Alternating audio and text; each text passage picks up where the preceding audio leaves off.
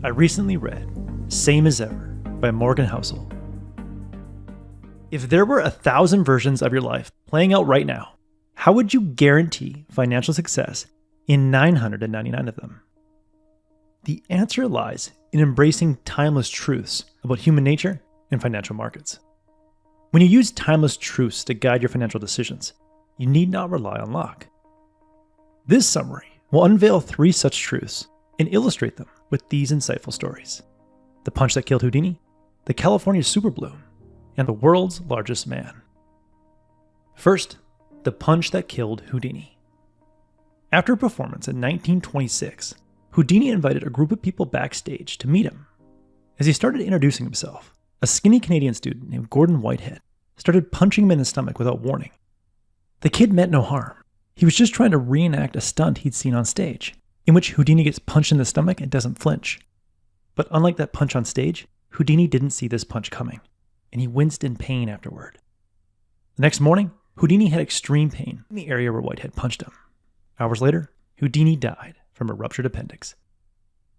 Houdini had survived extremely dangerous situations throughout his life, like being thrown into a river chained up and being buried alive, because he saw those events coming. His biggest risk was the punch he couldn't see coming. In our financial lives, the economic events we don't see coming pose the biggest threat. On September 10th, 2008, the 158-year-old bank, Lehman Brothers, was ranked one of the safest banks in the world. But 72 hours later, it was bankrupt. The Lehman Brothers punch that sparked the financial crisis could seem predictable in hindsight, especially after you watch a movie like The Big Short. But at the time, virtually no one saw it coming. Likewise, no one was predicting COVID-19 a year before it took over the world. At least once a decade, the world breaks in unexpected ways. Instead of trying to predict every way the world could break, we should just create an investment portfolio that can withstand a variety of unexpected storms. Here are 2 ways to do that. First, invest in several uncorrelated assets. That is, things that increase in value for different reasons. Investor Ray Dalio discovered that a portfolio of 15 uncorrelated assets can reduce risk by 80% while still generating an average market return. Number 2, have more cash available by having more of your portfolio in a safe money market fund than you believe is necessary.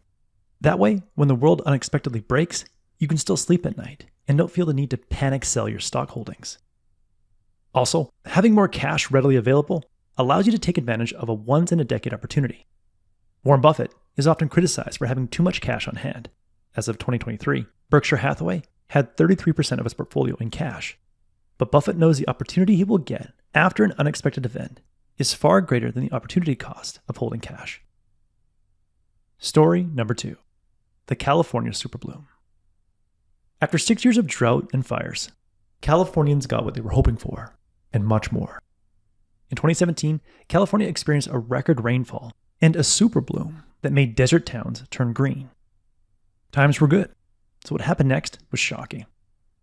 After the record rainfall stopped, the record vegetation died, which became dry kindling and fueled some of the largest wildfires California had ever seen.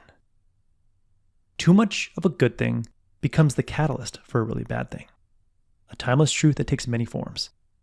In financial markets, extended periods of calm lead to crazy corrections. Or as Housel says, calm plants the seeds of crazy. Because optimism leads to greed. Greed leads to more debt.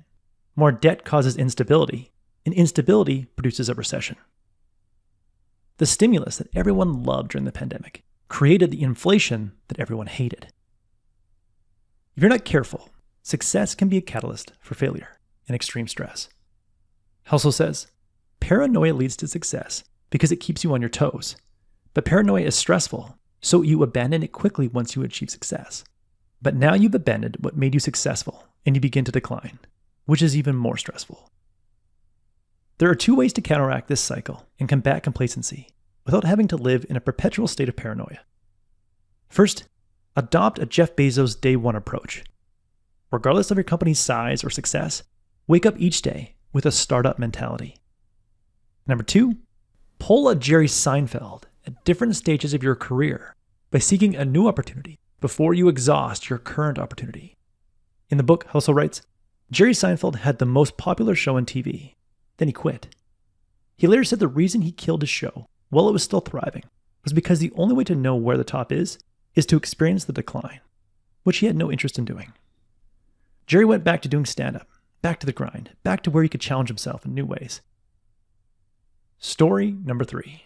The world's largest man. Robert Wadlow was 6 feet tall at age 7. At age 11, he was 7 feet tall. You might think his record growth would lead to remarkable strength, like you'd see in a superhero comic. But Wadlow was incredibly weak. So weak that he required steel braces to stand.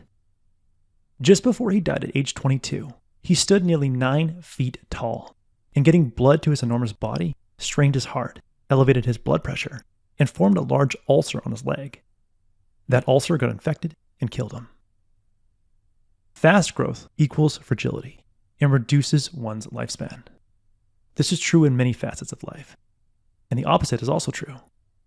If you were patient enough to slowly grow your money in an S&P index fund over any 20-year period in the last 70 years, you would have been rewarded with a 700% return on average and had a 0% chance of losing your money.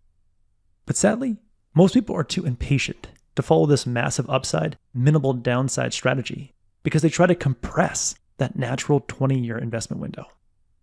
Housel says, no less than 90% of all investing blunders are caused by investors trying to compress this natural time horizon.